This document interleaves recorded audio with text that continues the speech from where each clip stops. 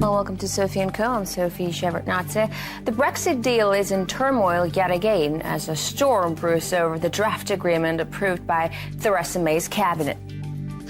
Is the draft what the Brexiteers wanted, and is it really better than a no deal? Well, I ask William Dartmouth, member of the European Parliament. A tentative deal to move Brexit along with European leaders has shattered Theresa May's position and split her party, with members of her own cabinet trying to pull the rug from under her feet. Will Theresa May manage to push the deal through? Could the political whirlwind sweep the British PM away? And what happens if the UK ends up with a no-deal Brexit? William Dartmouth, member of the European Parliament, welcome to the show. Great to have you with us.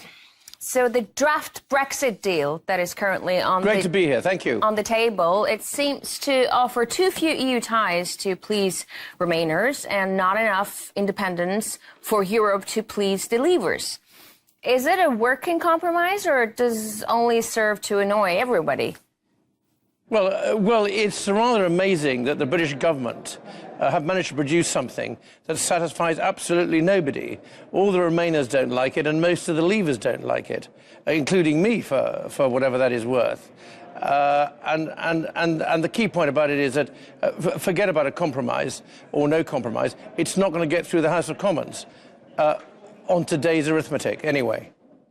So is the European Union interested in a speedy, by the end of this week, resolution to the question of the deal? I mean, do you think May can push for it in Brussels, threatening a no-deal scenario in case the deal doesn't pass the EU vote?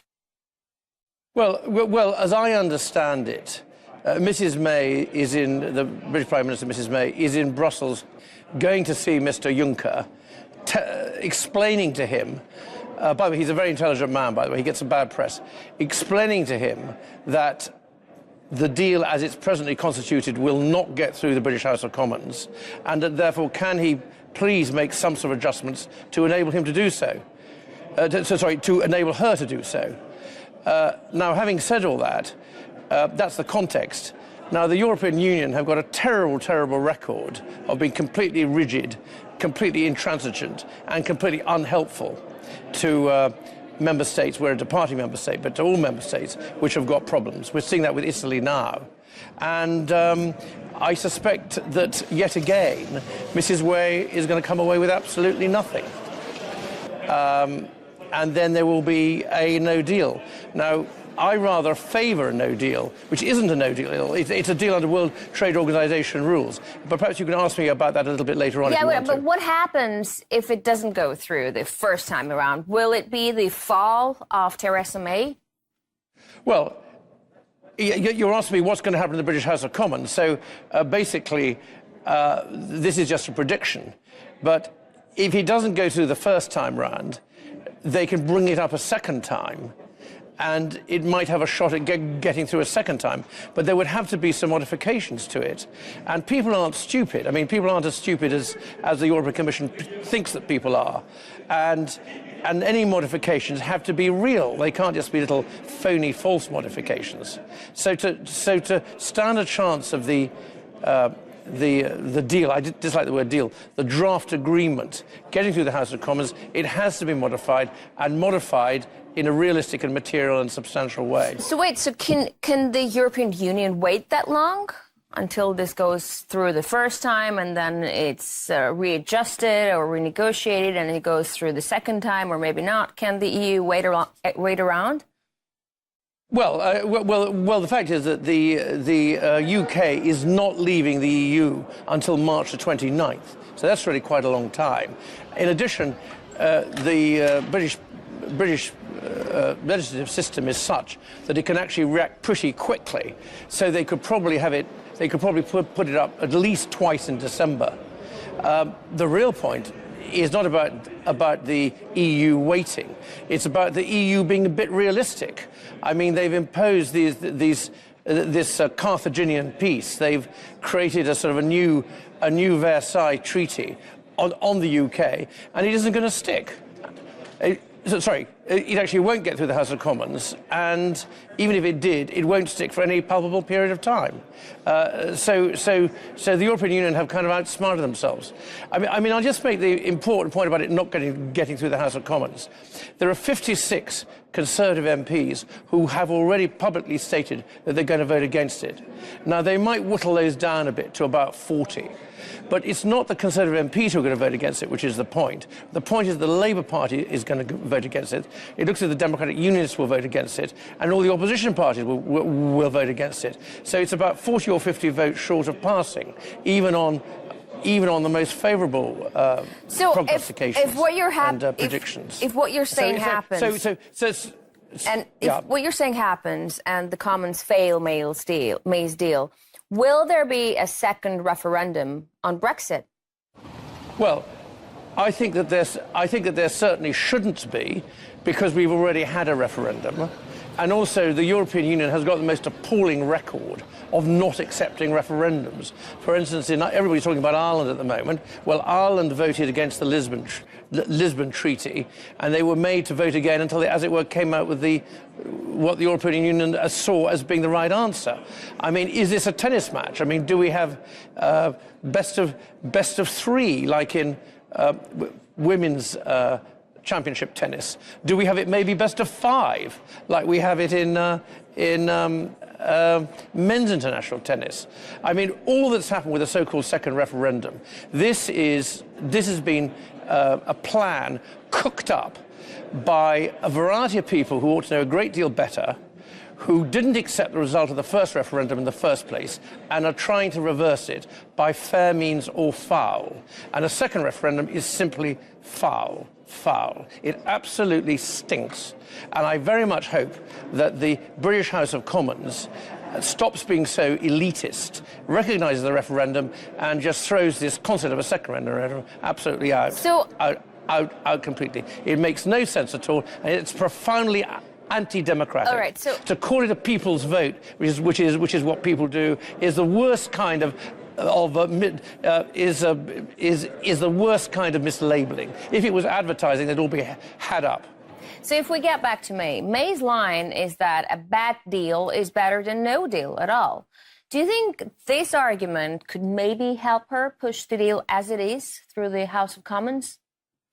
Well, first of all, you're kind enough to interview me, so I can't resist giving you my own view, which is a no deal is much better than a bad deal. And no deal is actually a misnomer. It's a very misleading way of describing things. A no deal simply means that we would trade under World Trade Organization terms, so-called WTO terms, just as 6 of the 10 biggest exporters to the European Union do, 11 of the top 20 biggest exporters to the European Union today. So basically, as I see it, and perhaps I can just give my own point of view, and then I'll give you my opinion a bit later. As I see it, the British government and the British establishment and Mrs. May have worked themselves up into a hysteria about so-called no deal, which itself is incredibly misleading, as I just said. And in so doing, they've allowed the European Union to impose completely draconian terms on the UK, which won't last anyway, and which Parliament will not let go through. But a no-deal Brexit... They are the people who should go away and think again. Sure, but a no-deal Brexit, which you believe is better than May's deal, which is seen by many as the ultimate doomsday scenario, with, like, no food and other supplies running short and flights grounded. From your perspective, how likely is this outcome at the current stage?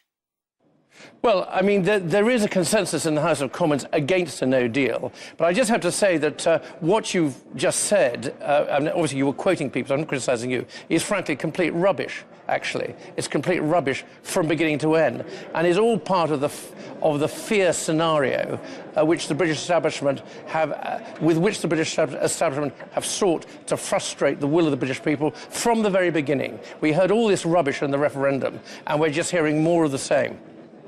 Well, as for now, I mean, the post-Brexit transitional period is supposed to last till the end of 2020, but it can be extended under the current draft deal if UK and EU agree to do so. Does this leave an open window for these Brexit negotiations to last forever? Yes, I think it probably does. And the length of the I mean, first of all, to have a transition period is very sensible. And certainly I think that, by the way. However, the disadvantages of a very long transition period, which is what we seem to be looking at now, is number one, exactly as you stated, negotiations should just go on and on and on and on. And, you know, it's a bit like an exam. If there's no deadline, there's no real incentive for things to ever finish. The other point, which is a practical point, is that as I understand it, the UK would continue to pay into the European budget at the very large levels which we're paying in now throughout the transition period. So a longer transition period means more payments, a longer period of payments into the EU budget. And of course that was the reasons why we wanted to leave that was one of the reasons why people voted to leave. We're back with William Dartmouth, member of European Parliament, talking about the UK's troubled divorce from the European Union. Mr. Dartmouth, the Irish question seems to pose an unsolvable problem for London. I mean, the EU and the UK are seemingly signing up to the idea of no hard border between the Republic of Ireland and Northern Ireland, at least under the current draft deal. That might force the UK to stay in the European Customs Union. How is that compatible with the idea of Brexit and Britain's sovereignty? Well, it is, of course, highly incompatible with the idea of Brexit and Britain's sovereignty. You've absolutely put your finger on it. Worse still, it's highly incompatible with the union of the United Kingdom. The United Kingdom is a union between England, Scotland, Wales and Northern Ireland. So of course it's incompatible, and that's why the Democratic Unionists don't like it. But I'd like to make a slightly different point, or just to share with you, a couple of basic facts. The fact is that already, at the moment, as we speak, the Irish border, the border between Northern Ireland and the Republic of Ireland, it's already a taxation border, it's already a VAT border, it's already an excise border, it's already a currency border. They have different currencies, and all that without having a hard border. In addition to that, since 1921, there's never been a hard border in Northern Ireland. Even in the time of all the Troubles, there were military checkpoints, but it wasn't a hard border with, barbed wire and searchlights and people with dogs. The whole matter of the Irish border, which was never discussed in the referendum, not even by the Cameron government, which disgracefully, in my view, was completely one-sided. Is, in my view, simply a trap that was set up by the European Union negotiators, which the British government have fallen right into. And all these British government civil servants, they simply don't know what they're doing. The whole lot of them should never be allowed near any negotiation again, not even to buy a flat for themselves. But Theresa May was not a Brexit warrior to start with, even before the referendum. Do you think her personal convictions, being cold to the idea of Brexit in general, are playing a role in her decision to bring forth a soft agreement? Well, obviously, I can't speak for Mrs May's state of mind, but what I can say in terms of hard evidence is that Mrs May made a speech in Lancaster House some months ago which was very statesmanlike, spelt out everything, and would have made, the terms of which was being put forward then, would have made a lot of sense. Since then, she's just completely reneged on them. And this point was being made with great clarity by the former Secretary Boris Johnson, actually in his resignation speech. So why she's done this, why she attempted to bounce her cabinet into these non-agreements, which are entirely inimical and against the British national interest, is in fact rather mysterious. Because don't forget, this is the second time that this has happened. She tried to bounce them she tried to bounce her cabinet into an agreement at Chequers, the so-called Chequers proposals, which died a death, actually, because the European Commission wouldn't accept them. And she's tried to bounce her cabinet into these proposals. So what her state of mind is, I really don't know. But what I can say is that we in the UK, unfortunately, have been cursed with an absolutely rotten set of negotiators. And And the Irish border is just a trap that was laid. It shouldn't amount to anything. Any sense of goodwill could actually get round this. I mean, one point is that 90% of the exports and imports between Northern Ireland and the Republic of Ireland go by sea anyway. We're talking about a tiny, in the context of the British economy, which is a £2.5 trillion economy, we're talking about a tiny element of stuff which just simply isn't material. Should never have been allowed to become an issue, and certainly not in the way in which it is now. All right, so one of the major themes in the Brexit debate was the issue of immigration. And as Theresa May puts it, the draft deal means Europeans would no longer be able to skip the line, while Britain would finally have all the say on who gets to stay. I mean, at least after the transition period, that is. Is the draft deal on immigration delivering what Brexiteers wanted on this front? Well, I would put it slightly differently. What the argument was really about was sovereignty. Was the UK a sovereign nation or not? One of the manifestations of sovereignty is being able to have immigration controls.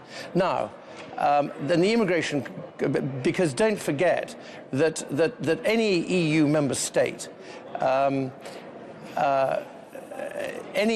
citizens of any EU member state have the absolute right to live, work and settle in another EU member state.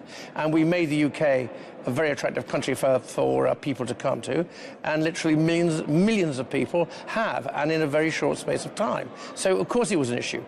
As far as this agreement is concerned, a lot of us don't trust Theresa May about anything, and probably not on this either. But on the face of it, this is one of the slightly less bad aspects of it. It does seem, and particularly in relation to her speech, that we will be able to have some control about immigration.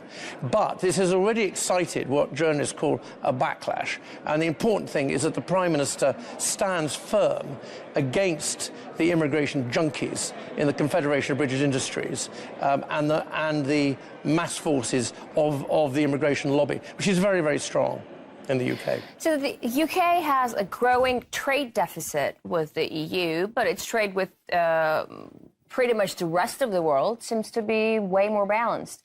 That said, how difficult would it be to double down on that if the transition period effectively prevents the UK from seeking its own trade deals?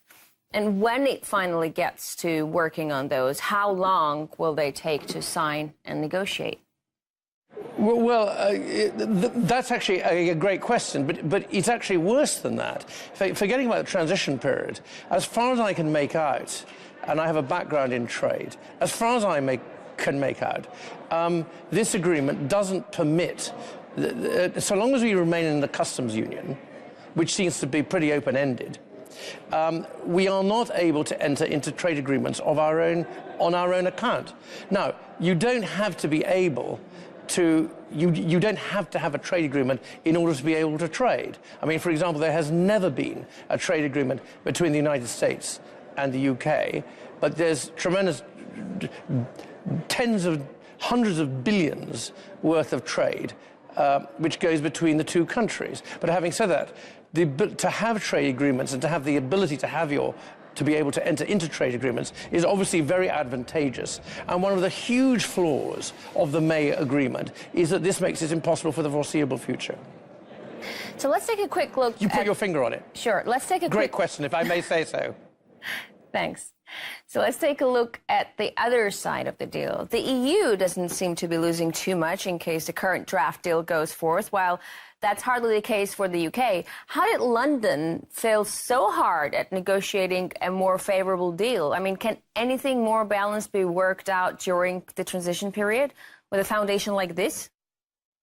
Well, I mean, on current form, the answer is no. I mean, this is a bit like, you're assessing a racehorse's form or something, and you say, is this horse going to win the Kentucky Derby suddenly?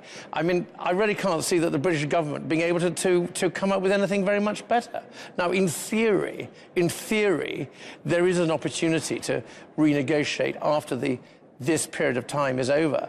But A, the British government seems to be rotten negotiators, and B, their ability to negotiate is very much circumscribed and limited by the agreement. I mean, I'm very pessimistic. I'm looking forward to being optimistic. I'd like to be optimistic. I'm an optimistic person. But I'm sunk in pessimism on this front, I have to say. So do you think the EU is trying to not only secure its financial interests, but also sort of have a bit of vengeance on the UK for living the project? Yes, I think so. And I think that the EU Commission has been determined to administer a sort of punishment beating, to use a phrase that's been used before. And the Council of Ministers and the Member States should have stopped them, but they don't seem to be doing that. I mean, just to give you one indication, the UK is the largest importer by volume of cars and motor vehicles made in Germany. You know, we are an important market for the EU, and incidentally, we run a 96 billion sterling deficit in goods with the EU. So we're in the ridiculous situation of paying to have access to a market on which we have a gigantic deficit. The deficit we have is roughly equivalent, for example, to the entire economy of Ghana, just to give you one sort of indication of it. You know, the British government, you know, have actually mishandled the entire thing, very simply put. And are they going to handle it any better? Probably not. So briefly, how does the draft agreement affect the regular folks out there and their wallets? What price would Britons have to pay for whatever independence the country ends up getting? Well, I've argued, and I've written a book about it. I don't think very many people have read it, but I have written a book about it. I've argued that the best deal available for us from the European Union is to leave without an agreement and to continue to trade with the European Union on World Trade Organization terms, just as China, the United States, and indeed Russia do today. And the three biggest exporters to the European Union are China, Russia, and the United States. They don't have trade agreements. That is what I think we should do. That is what I think we should do. Will the government do it? I don't know. But the fact that this agreement, that this draft agreement, will not get through the House of Commons does give people an opportunity to have a second and third thought. But there is a mass hysteria about not going out without an agreement, and I think you mentioned some of the things in your question earlier on. So who knows what's going to be happening? But I'll tell you, I'm very pessimistic. I'm most of all pessimistic for the EU because they don't gain anything. They don't gain anything very much by humiliating a country that wants to leave. All right. In the long term. Thanks. In the short term, it makes their negotiation. Yeah. All right. So thank you very much for your outlook and for your insight on whatever awaits Britain. That's it for this program, where we're talking to William Dartmouth, member of European Parliament, discussing the uncertainties surrounding the Brexit deal. I'll see you next time.